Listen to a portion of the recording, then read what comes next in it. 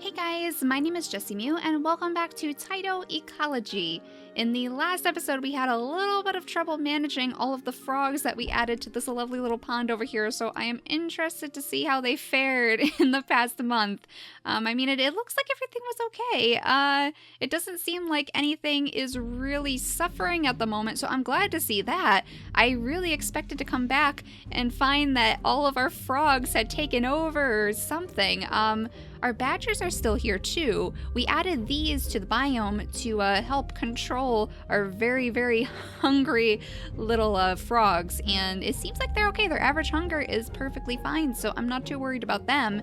We still have moths here. Let's check on the insects that were all by the frogs, because that's what I'm really worried about. Our frogs were just destroying all of the insects that we placed down, and it looks like I believe we had some worms here and some moths too, but it looks like only our ants survived, and they are slowly ticking away as well, so I'm not sure. It seems like we need to still figure out a way to satisfy our frogs, our extremely hungry frogs.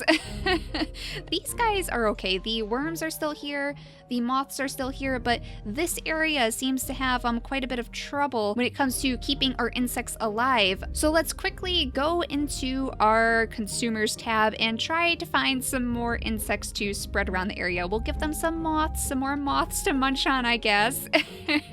I guess that's all we can really do, try to keep them as sustained as possible. I'm sure as we add more predators to the area, it'll be easier to keep them under control. At least that's what I would expect. I think that's all we can really do at this point. So let's add a couple of earthworms over here as well, because they seem to really enjoy eating our earthworms. And then let's take a look at the rest of the biome, because we want to make sure that everything is staying healthy too, not just our frog area in zone 3. We want to make sure that everyone is happy and healthy in all of the other zones that we've unlocked in the past. And it seems like it. Our detritus levels are perfectly fine. It's level 1 all across the zone, which I am so glad to see. And I wanted to check on our deer mice. Oh my goodness. Oh my goodness. There is literally an explosion of deer mice over here. What is this? All of these deer mice, where did they come from? I am going to take a picture of this so we can commemorate the moment that deer mice completely flooded Zone 1 in our Grasslands biome. What is going on?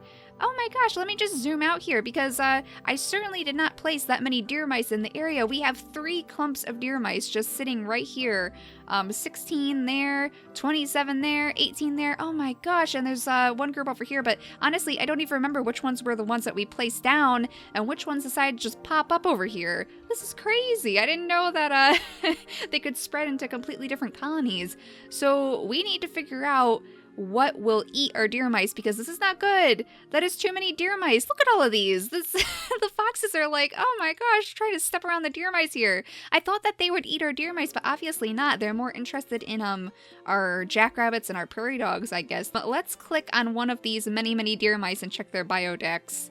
It says, for predators, mice are small enough to fit into the mouth of just about any carnivore found. Snakes, foxes, coyotes, and birds of prey all eat mice. Sorry, mice.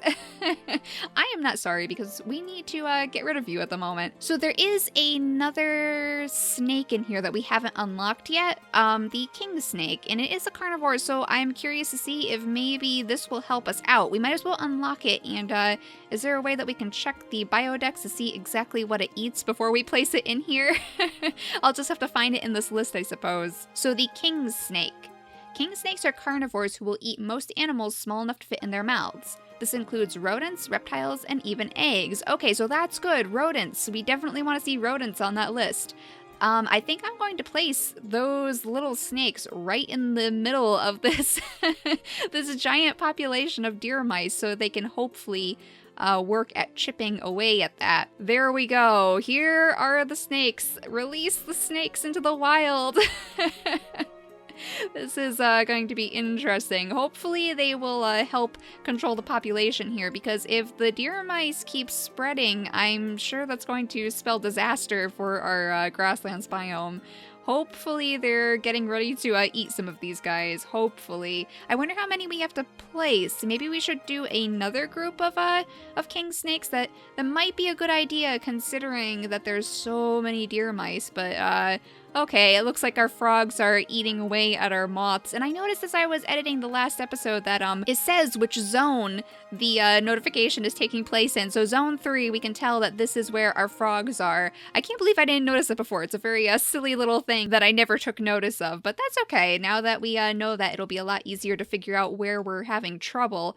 Oh my gosh, look at all these sleeping mice. There's just fields and fields of mice. We had all of this grass here. Actually, have they eaten away our grass? It looks like it might be a little bit more sparse over here than it was. I'm not 100% sure, but that would make sense because the mice need to eat somehow.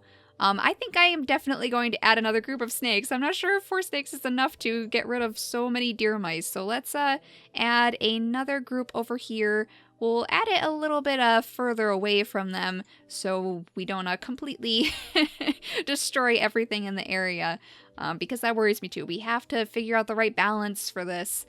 And I think I'll throw a couple of mushrooms in here as well, just to make sure that the area is going to stay happy and healthy in the meantime. And of course, we need to fast forward the time so we can gather up some more energy a little bit faster. So there we go. We added a couple of things into the area just to be safe, to hopefully try to control that population. We had another group of deer mice in zone 2, I believe, so I just want to check those as well. I believe we added our, what were they called? Garter snakes over here, so maybe they've been controlling them. I hope so. I hope so. Oh, no, no, no, no. Oh my gosh, the deer mice. The deer mice are insane. 103 juveniles. What is this? What is this? What does this even mean? Over 100 juveniles. Oh my god, the mice. All right. We need to figure out how to exterminate these mice. This is insane. A group of jackrabbits has low population in zone 1. I'm not surprised. That seems to be normal in this biome because our foxes are just so hungry. Oh my goodness. Do we have more deer mice over here? I can't remember if I placed them here or if they have just branched off from the main group over here. This is crazy. They are taking over the entire place. No more deer mice in this biome. We are done with deer mice after this. Let's add some king snakes over here as well. Hopefully they'll take care of things. I need to kind of zoom out so I can figure out where to place them, I guess. It's kind of hard to place it under the tree because they seem to want to not be under the tree.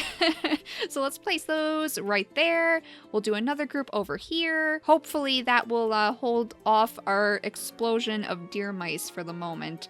I'll add a couple more mushrooms in here as well just to keep the detritus levels under control, just in case the snakes end up adding more than we planned. Actually, I think I might want to add some colonies of ants in here as well, because we are going to have a lot of carcasses in the area if we did this correctly. If our snakes are really going to eat all of those mice, 103 baby mice, then we are definitely going to need some ants to control all of the bones and carcasses that are going to be lying around the area. So I'm going to add some more ants over here as well.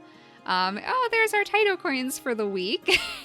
And it says we're doing good, even though these mice are really freaking me out. We're doing okay at the moment. So let's add some ants right next to our deer mice so they can properly get rid of all of those bones that are going to be quickly flooding the area. I really hope that the snakes are doing their job right now. I am really hoping that this is the right decision. Now I'll just add a couple jackrabbits over here because these guys aren't doing so well. Here's our lone little juvenile baby jackrabbits who are not doing well at all. How about our prairie dogs? We haven't seen our prairie dogs in a while. They're I mean, they're hanging in there, I guess you could say that, but we'll give them another group just to hold them over for the month ahead. Let's add some jackrabbits over here in a little clump. There we go. And we'll add some prairie dogs too. So that should keep our foxes very happy as well, because they won't run out of food anytime soon. I really expected that they would also eat the deer mice, but maybe if that was their only option they would. I'm not sure. I guess they're more interested in eating the bigger meals as they present themselves. And these guys, they have 11 juveniles. but only 2 parents, so maybe we need to replenish their population over here as well, so the bobcats will constantly have things to eat. I think we had prairie dogs around here, but I am having trouble finding them. There they are, way over there. And there's 7 of those left, so I mean, not the best, but they're doing all right. We'll just add some more jackrabbits over here to be safe, and we'll cross our fingers that they don't become the next deer mice in our biome. So there we go. I think zone 2 is taken care of as well at this point, and we'll just make sure that the frogs haven't eaten all of the insects that we placed down. I believe they did eat our moths, and the earthworms look okay, so that's good. The ants seem to repopulate pretty fast, which is definitely a good thing, so we don't have to really worry about our ants as much as the moths. The moths, they just eat the moths right away, so maybe that's not the right thing to place down. We'll keep up with the earthworms because that seems to be quite a good idea. They take care of the detritus too, so nothing wrong with that if they're gonna stick around at least. The grass hasn't really had the chance to spread on this end of the biome actually, or maybe it has. Look at all this popping up. What is going on? Just as I'm saying that, all of this grass is just popping up all over the place. Okay. Because I figured since our moths are getting eaten away so quickly, they haven't had the chance to help the grass spread. Though we do have our pollinators over here, our little honeybees, and they're doing quite well. They still have a full population. So, oh, look at that. Our bobcat made it all the way over here. We'll zoom in and take a look at him. Look at this guy. I guess he's creeping over toward the water to get a nice drink, keep himself refreshed. I'm not sure if the bobcat would be interested in eating frogs. I'm guessing not, especially because we have so many other delicious things for a bobcat to eat. All of these jackrabbits and prairie dogs. He's probably not interested in catching a frog at the moment, but at least our bobcats are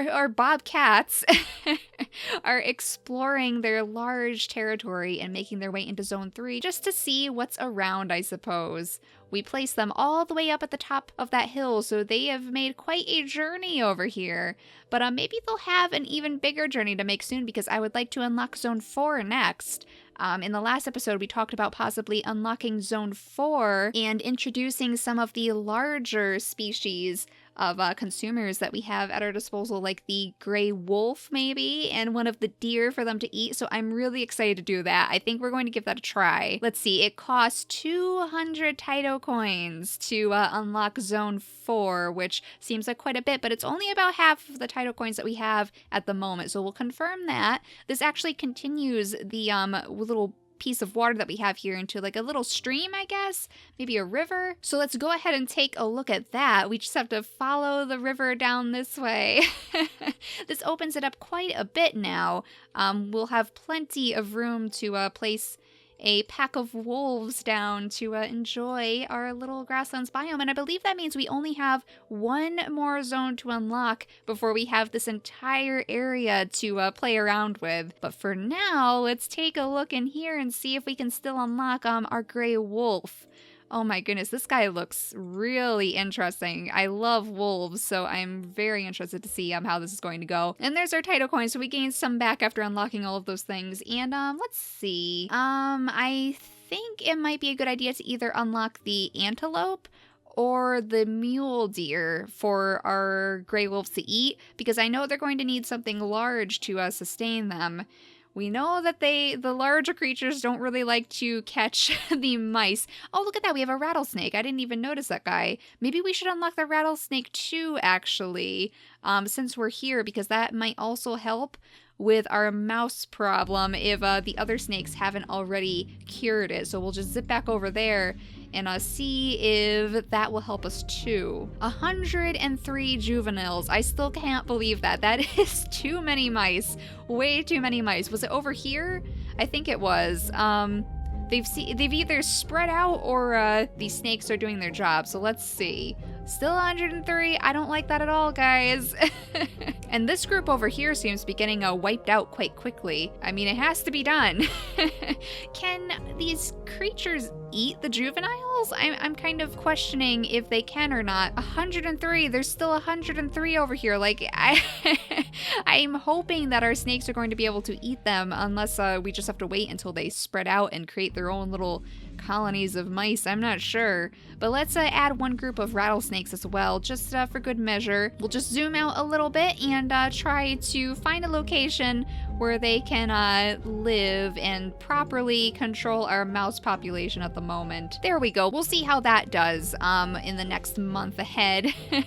We'll see if it helps or if it harms Zone 2 to have so many snakes in the area. So let's zip back over here in the meantime and see if we can add some wolves to the area. We should probably add the grass and stuff like that first, just to be safe, so we know that whatever we decide to place to feed the wolves, either the antelope or the mule deer, will have something to eat. And look at that, our fox can actually reach all the way over here. The foxes have such a wide territory, it's amazing. I actually haven't seen the fox leave its area in the first zone though. I guess it's just too happy with all of the different creatures that we've placed down there for it to eat. Actually, it looks like the fox is the only thing that can currently reach this milk vetch that we're planting, so that's very interesting to see.